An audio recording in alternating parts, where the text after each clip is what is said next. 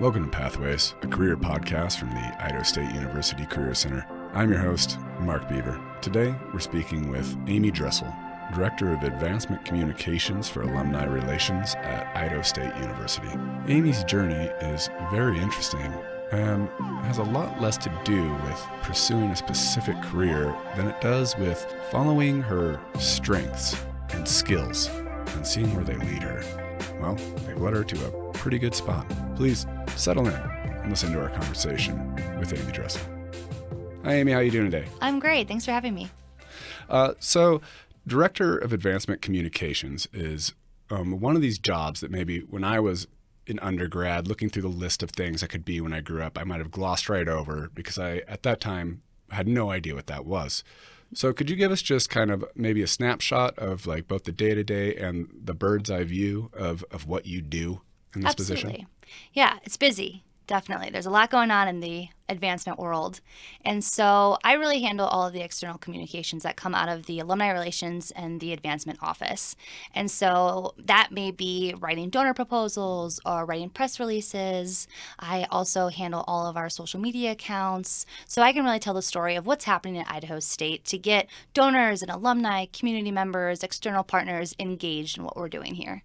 Being able to engage our university with the community, I think, is such an important piece of what we do here. Oh, definitely. Yeah. Or do you, I feel like I don't get to do that enough in my position. I wish I got to a little bit more.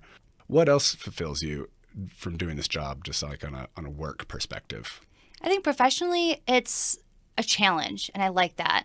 I like that we have an important job to do. The Director of Advancement Communications role at the university is new, and so it's been fun professionally to kind of build up that role to what I think it can be and where it can go. We have a lot of opportunity, and I think professionally working with the different entities on campus, both internally and externally, has been a really awesome learning curve. You know, I get to work with donors and tell their story and inspire other people to get excited about giving back to Idaho State, tell stories of impact on students and how a student's life has changed to the generosity of somebody who donated for a scholarship. It's extremely fulfilling and powerful to be able to be behind almost the computer telling the story, but then physically see the impact here on campus. It's been really great. Pretty amazing. You get to see both sides of that a little bit. We don't all hear those stories. Like you might hear some of those stories, like you're saying about like a great story about a student who overcame or had an opportunity here because of a donor or scholarship or something like that. And you get to see that on I'm guessing on like on a much more regular basis than most of us. Yeah. And so then I need to do a better job at sharing those stories. So you do know. But yeah, it's awesome. It really is. And there are so many generous people out there that give back. And whether it be $5 or $5,000 or a planned gift, an endowment, you know, every dollar counts and every dollar makes an impact. And it's really just really cool to see a student for generations or first generation student that stepped foot on campus because they had the financial stability from a donor, and it changes lives. Yeah. And I guess what I was saying is not that I don't get to see those, but maybe I don't have the same relationship with them that you do as the person kind of writing it and researching it. Like you get to actually know the story a lot more than maybe myself or the greater community who sees it and reads it and thinks that's nice. Sure.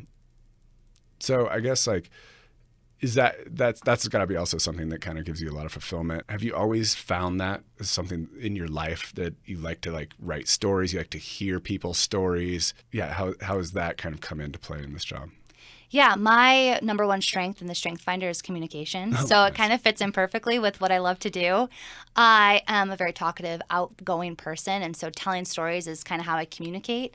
And I think it gives a better understanding of what we can do here at Idaho State through telling stories. You're going to listen to a story more than read an article, or you're going to watch a really impactful video of somebody who has been successful because it's more engaging. And so I think by telling stories, you're able to really highlight and show impact on a completely different level.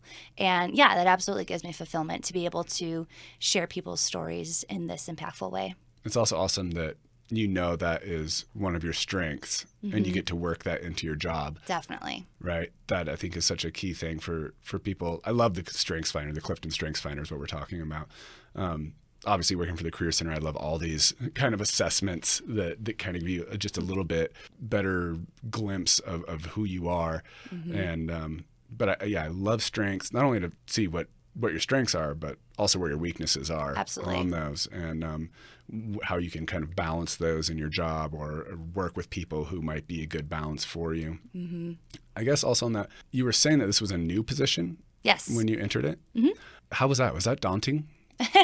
Well, I started in January, so I've almost had a full year under my belt, and it was definitely a lot, but I was ready for it. I came from the College of Education doing marketing and outreach, which was what initially brought me to Idaho State, and I loved it, and it was like right up my alley.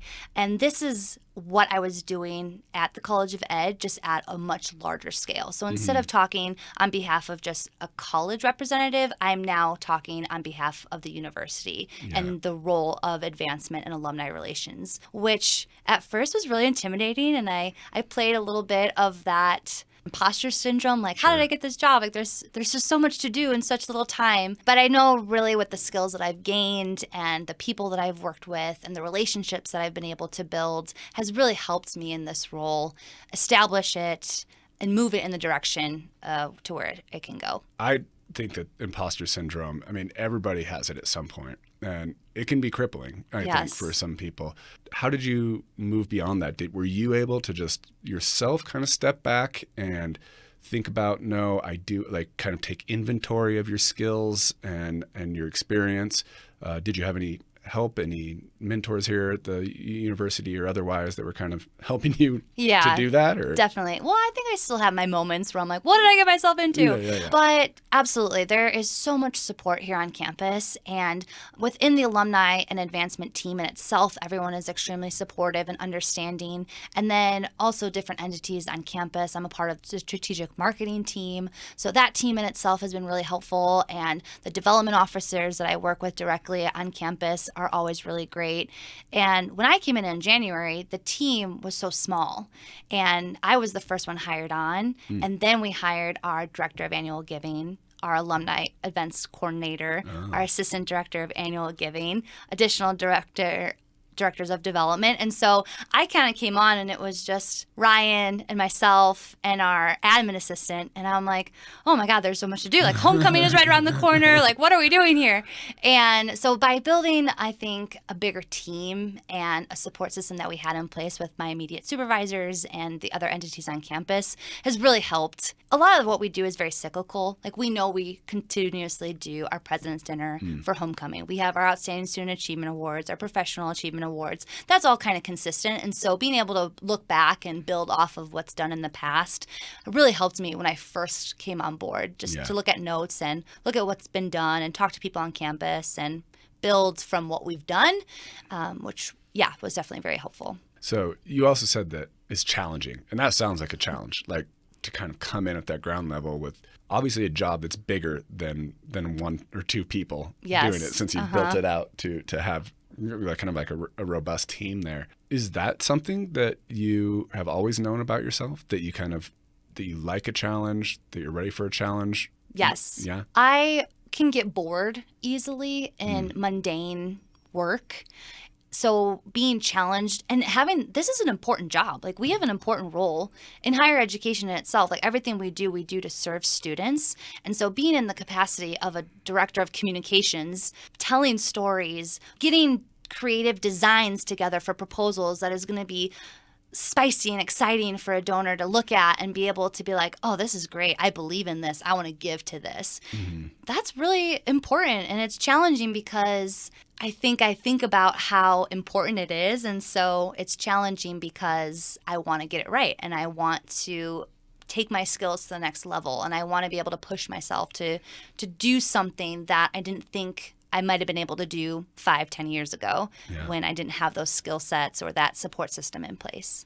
I've worked in the nonprofit realm quite a bit, and that idea of bringing in money and figuring out how to bring money like, via telling stories, connecting to people.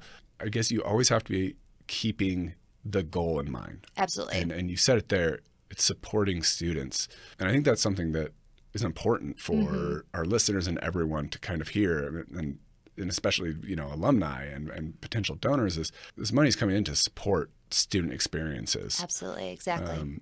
Not to keep their tuition down, but also so that they can have a quality experience, a safe experience, to get a fulfilling education while they're here in a very holistic way, right? This is their life. They live here for the most part. Did you have that perspective coming in, or have you kind of learned that?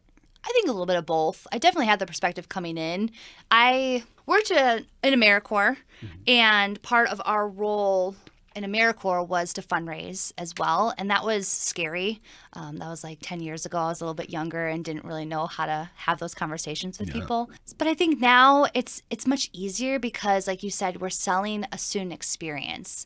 We're asking people for money, but it's easier because we have such a strong story to sell, and we have examples, and we have physical testimonies from students that are making strides in their field, and they're graduating and becoming alumni who are doing so many incredible things, and then they give back to the university that gave them so much.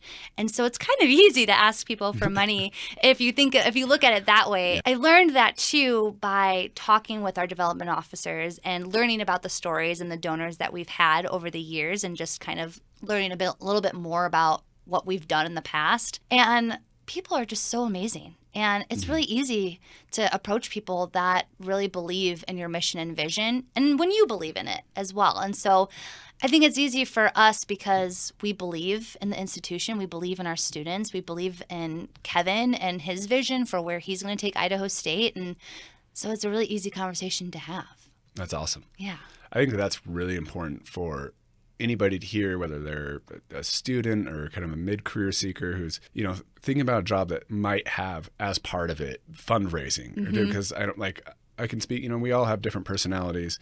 And for myself, that is the last thing that I want to do is go ask for money. And as I was saying, I'd worked for nonprofits for a while. And it was only, ever 25% of my job, but it was my least favorite part of the job until I kind of started to understand what you were just talking about, how to frame it. Not that we're just cold calling somebody and asking for money, right? But that if you believe in what you're doing and you believe that you have the ability to tell those stories, then it's not that hard. It's not that big of a leap. Yeah, you always go back to the why. Why are we doing it? We don't need just like $10,000. It's the why. Like our students are needing it to come here, to pave a path for their future generations to come and become the next inventor of something or the next NASA astronaut. Like it's really powerful stuff. You mentioned AmeriCorps along the way there, which I'm a sucker for AmeriCorps story, but maybe we'll get there. I want to kind of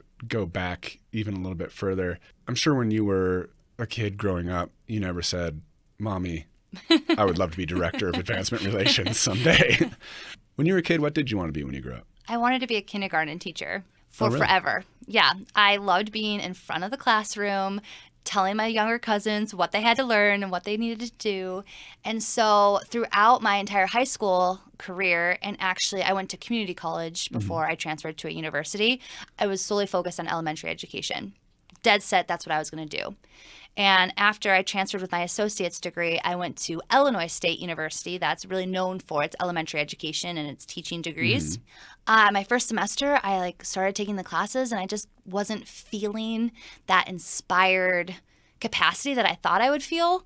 And so I actually went and talked to an advisor, and they were like, well, what do you like to do? And I'm like, well, I love interacting with people. And they were like, okay, well, what about sociology? Mm-hmm. And I'm like, I don't know a thing about sociology, but sounds great. Let's try it. And in my first class of sociology, I was just done. I was like, this is it. This is so cool. Like learning about people and why we do the things that we do and patterns and ideas. I was like, I'm in. And when I told my dad, he was like, what are you going to do with the sociology degree? And I'm like, I don't know. But I still focused in my undergraduate career then in education sectors. And so I was able to do a lot of volunteering and mentoring programs. And my senior thesis was about mentoring programs in educational settings. And so I knew I still wanted to have that type of education belt, I guess you could say, just not in the classroom setting. So it's really cool that while I'm not a teacher right now, but I'm still able to really incorporate that education sector of being passionate about education, and because I do believe that an education can open doors and change lives, and so it's cool to be in the education sector in that capacity. If you're just joining us, we're speaking with Amy Dressel. She's the Director of Advancement and Communications for Alumni Relations at Idaho State University. So, Amy, after you were kind of going through that in undergrad, what was the next step along the way? What did you do with that knowledge? I honestly wasn't sure what I was going to do with that. I graduated with a sociology degree, ready to take on the world, and was like, well, gosh, what do I want to do? Like, I'm not sure. And AmeriCorps was at our career fair that we went to. So I highly recommend going to career fairs if you're a student out there. There are job opportunities. And I talked to a Corps member for AmeriCorps for City Year. And I'm like, oh, tell me, what do you do? And this Corps member was talking about the impact that they were making and the school that they serve. And so they were like a tutor at the south side of Chicago. And I was like, oh my gosh, like that sounds so cool. And so I thought, what a perfect opportunity to do. I knew I didn't want to be a teacher, but I can still be in the classroom and I can still make an impact in education. I was like, this is perfect. And so I signed up and they accepted me. And so I served as a Corps member on the south side of Chicago for a year. And I absolutely fell in love with it and was like, well, I'm not ready to get a real job yet. That was a real job, but I wasn't ready to leave just yet. And so I applied to be a team member or a team leader, for City of Chicago, and got a chance to do that. So I was able to go back to that same school that I was a Corps member at and lead a team then of 14 individuals that were tutoring and mentoring at-risk youth on the south side of Chicago. And so that was a really amazing opportunity to have right out of past graduation, to be in the education sector, to be in the classroom, to make an impact. Interesting how, if people have listened to multiple episodes of this, you might hear some similarities with my path. Started out as a biology major, a little bit different, but the first sociology class that I took was just blew my mind. Like, hadn't ever really heard those perspectives like that. And then, what do you do with a sociology degree? I didn't know, so I did secondary education, and social science was kind of the track that I was going on.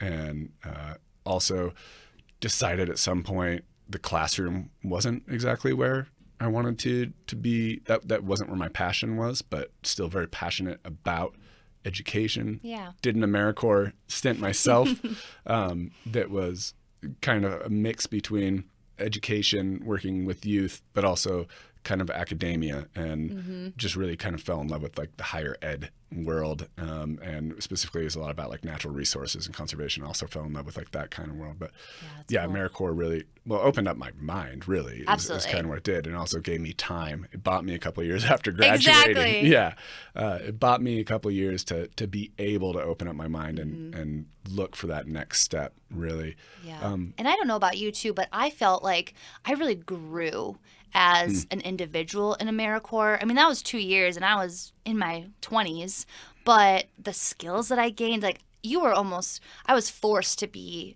flexible, and I was forced to understand and be more empathetic that I didn't really have the opportunity to before, because, you have your friends and you have your classes and you kind of mold into this person that you work with, and you hang out with the same people that are kind of like you, have the same kind of ideas and mindsets. And then I'm put into a situation where I'm working with individuals from all across the nation, all across the world even. And it really made me take a step back, reflect on who I am, and build on these different types of skills that I might not have ever had the opportunity to really build on. Yeah, definitely.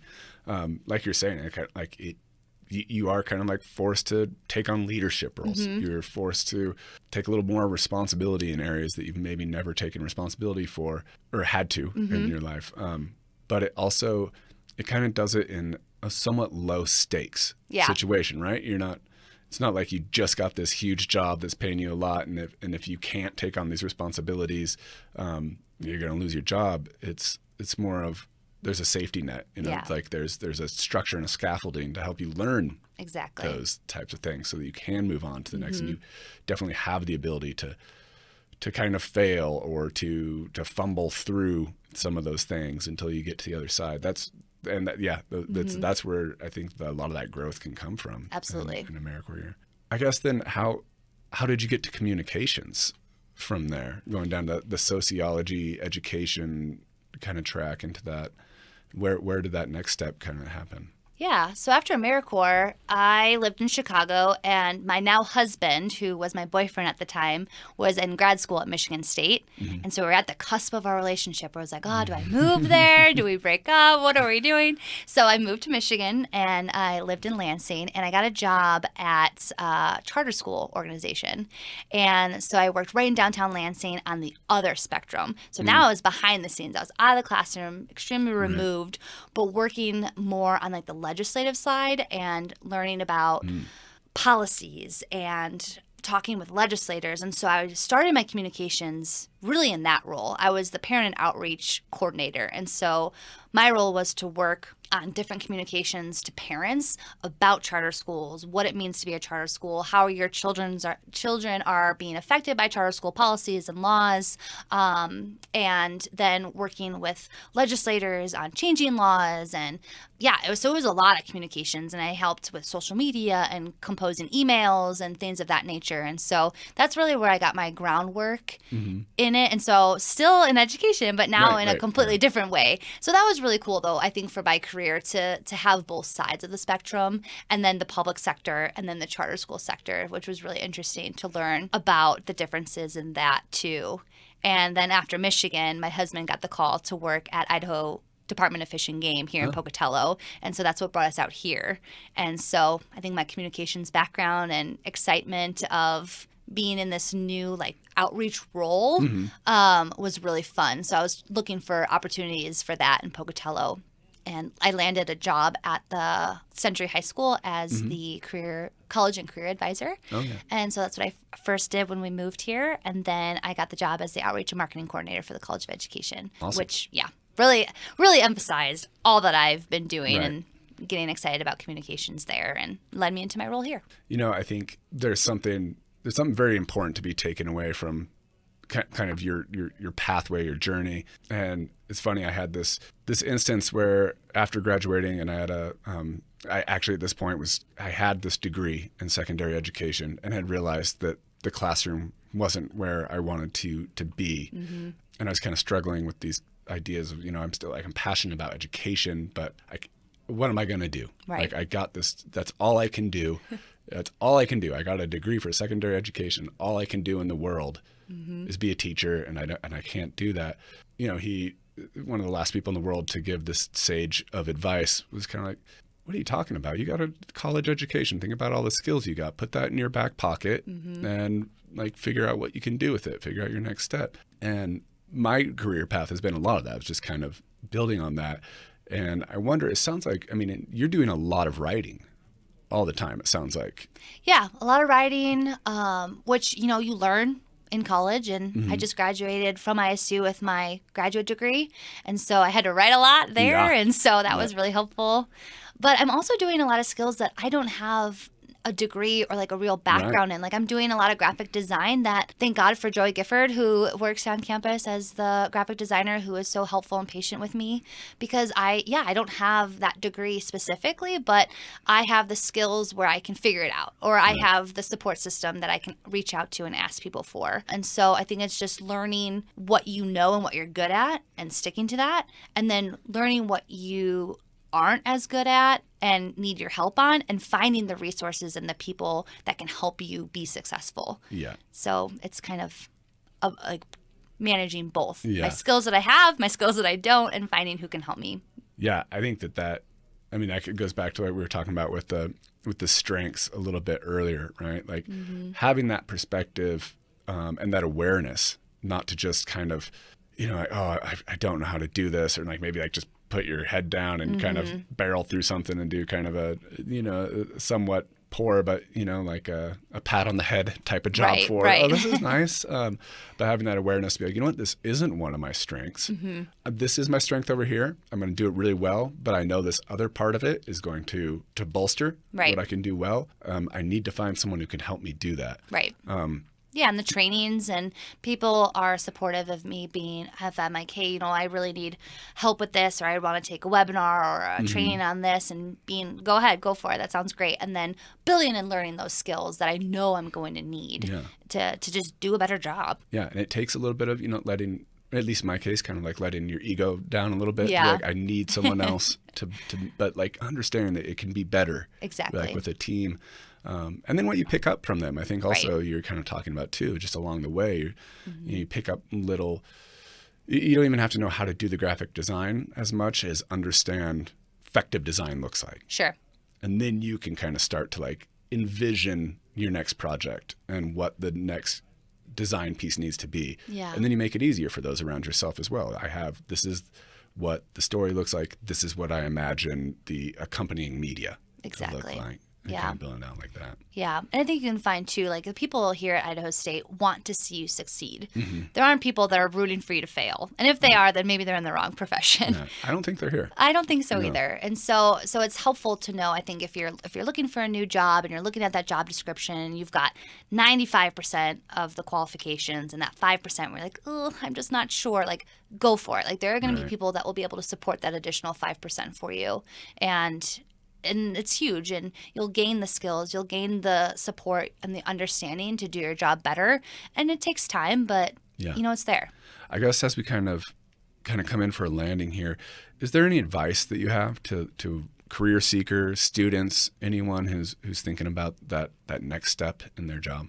Yeah, I would say just ask a lot of questions. And if you have the opportunity to shadow, to be a mentee, to take an internship, do it.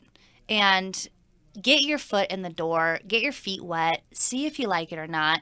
Maybe take some time in the classroom if you are thinking about being a teacher, and then seeing if that's what you want to do.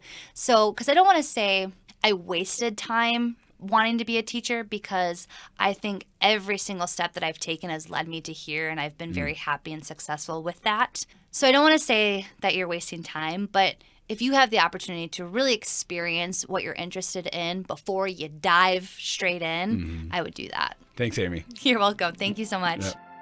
And that was our conversation with Amy Dressel. What I love is that her job really has very little to do with her education. She took the things that she learned throughout her education and has combined them with her strengths and skills that she's learned along the way, always kind of following things that seem interesting to her. And it's really that power of what you can get out of an education when you apply it correctly that's going to really open up the different avenues that you can go in your career. If you're interested in finding out a little bit more about your career pathway, please feel free to visit the Idaho State University Career Center website at isu.edu/career. Likewise, you can catch all of our other episodes of Pathways on the Pathways website at kisu.org/pathways, and also on Spotify, and now on YouTube at the Idaho State University Career Center channel. Select episodes premiere on KISU the second Wednesday of every month at 7:30 p.m. From the Idaho State Career Center, this is Mark Beaver, wishing you a fantastic